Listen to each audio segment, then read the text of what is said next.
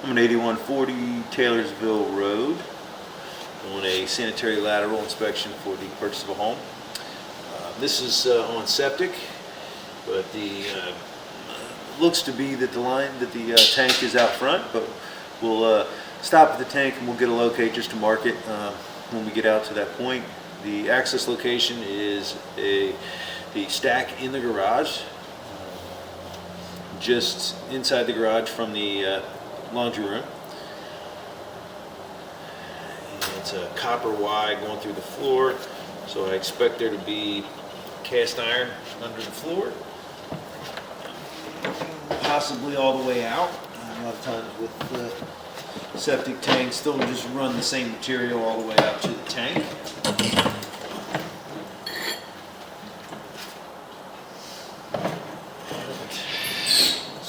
Shortly, this is copper here,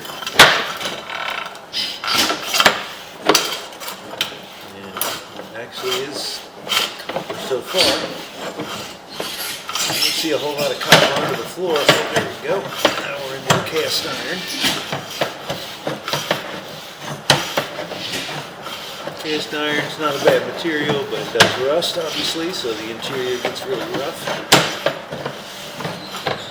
So with a tank, you know, obviously don't want to use any wet wipes or anything anyway, but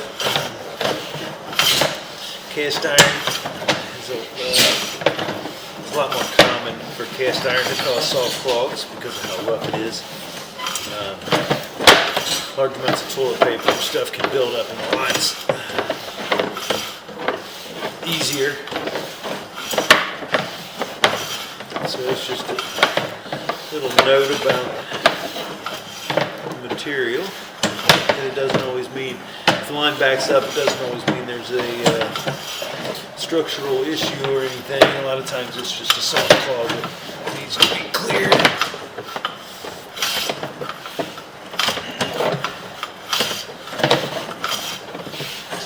A little trouble getting it to move at times.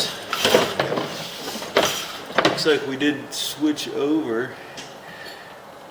It may be clay, but it's kind of hard to tell because it's covered in mold.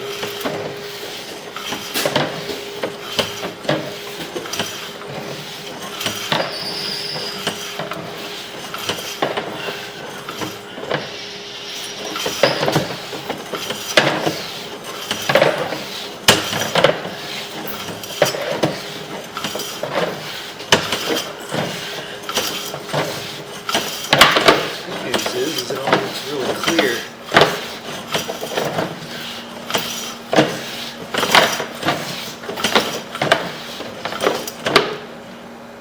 Okay, it looks like this looks like a backflow preventer or something.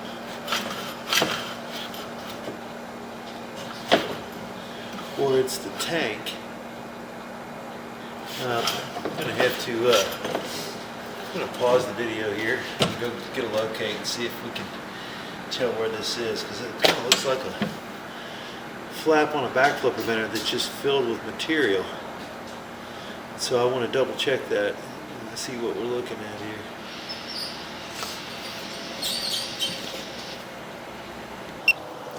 Okay, we are right at the tank, and so the longer I look at this, the more it looks like a wall of roots.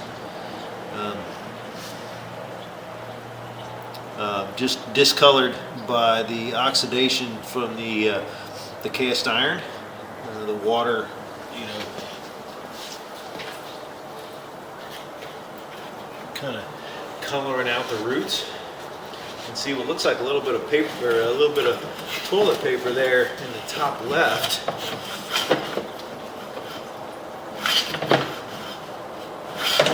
Yeah, I think this is maybe a wall of roots. The water's getting in.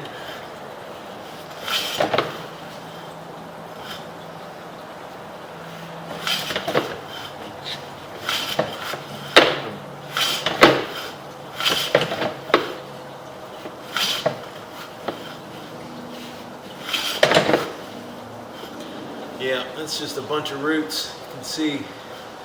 So it's going to need to be cleaned out.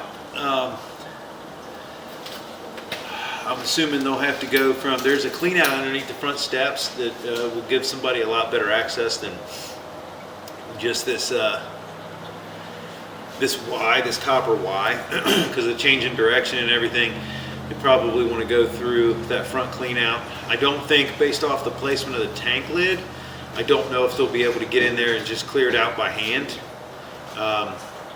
That tank lid may not give access to where the inlet in the tank is, just based off of the positioning of it. But either way, we're at 63 feet, and that's definitely just a wall of roots there that is allowing the water to drop in, but it's right there at the connection. So I'm going to recommend that the line be cleaned at 63 feet. Everything else looked great. I didn't see any other issues. There's no structural issues at all with the line. It looked great, and we know from locating it, there's a green mark out there, and I'll put a flag up just to kind of show where that is in relation to the tank lid, and maybe somebody can get access, but it looks like it's just, you know, a foot or two before the lid. And so based off the placement of the lid, that lid could be kind of in the center of the opening of the tank, and so you wouldn't be able to see the inlet or reach it. So you may have to go from that clean out underneath the front steps to be able to clean the line out. But the rest of the line looks great. It's kind of strange, but it's not strange, but it's there must be a weak spot. That could even be roots from the grass around it, if it's really shallow. But there are a few pine trees out there that they didn't seem to be close enough to the tank, but something's definitely getting in there. And so all this is in great shape. You know, the cast iron looks a little ugly, but cast iron always looks ugly. And so as we're running water, you can see it's functioning well. Don't see any big solid buildup. And so the biggest thing with cast iron is if it starts to rough, if you ever have if you ever have an issue where it's you know, you're having some backups and stuff from toilet paper and stuff like that, there are ways you can kind of clear these lines out. Basically, it just, you scrape the inside of it, scrape the rust off. But at this point, it doesn't look like it needs it.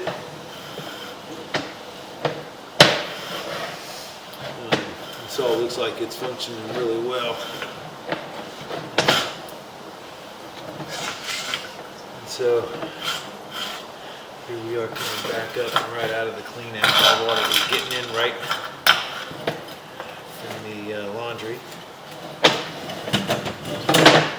And we are back in the